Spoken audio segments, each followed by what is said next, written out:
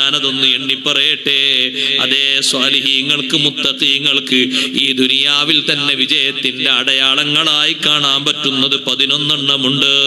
അതിലൊന്ന് അയ്യകൂന സാഹിദൻ ഫിദ്ദുനിയാ വറാഗിബൻ ഫിൽ ആഖിറ. ദുനിയാവിൽ ത്യാഗ മനോഭാവത്തോടെ ജീവിക്കുക, ആഖിറത്തിൽ കൂടുതൽ താല്പര്യപ്പെട്ട് ജീവിക്കുക. വസ്സാനിയത്തു രണ്ടാമത്തെ അടയാളം അന്തകൂന ഹിമ്മത്തുഹു ഫിൽ ഇബാദത്തി വതിലാവത്തിൽ ഖുർആൻ.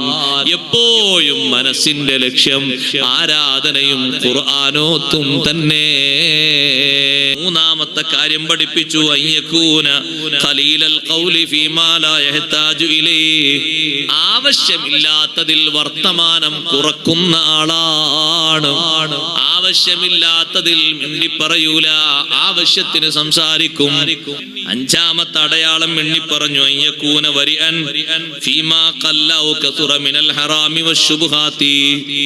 ഹറാമായ സംഗതികളും ഹറാമോ ഹലാലോ എന്ന് തിരിച്ചറിയാത്ത വിഷയങ്ങളും വരുമ്പോ ചെറുതാകട്ടെ വലുതാകട്ടെ സൂക്ഷ്മത പുലർത്തുന്ന ആളാണ്.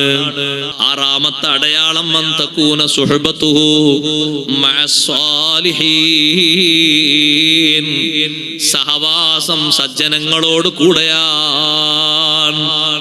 നല്ല മനുഷ്യന്മാരോട് കൂടെ ഇരിക്കുന്നതും നല്ലവർ പങ്കെടുക്കുന്നിടത്ത് പങ്കെടുക്കുന്നതും നല്ല ആളുകൾ ഒരുമിച്ച് കൂടുന്നിടത്ത് ഒരുമിച്ച് കൂടുന്നതും നല്ല സ്വഭാവമാണ് വിജയത്തിന്റെ അടയാളമാണ്.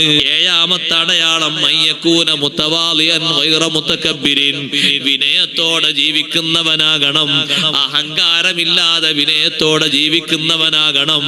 എട്ടാമത്തത് അയ്യകൂന സഖിയൻ കരീമാ.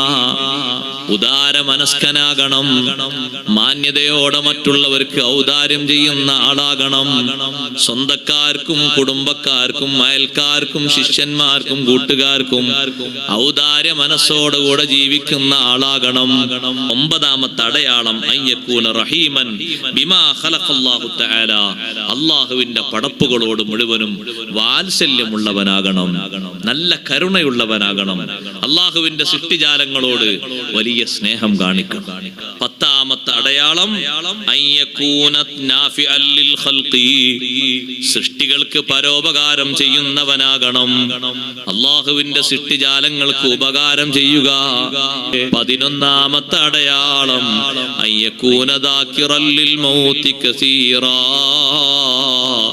കൂടുതലായി മരണത്തെ ഓർക്കുന്ന ആളാകണം, കൂടുതലായി മരണത്തെ ഓർക്കുന്ന ആളാകണം.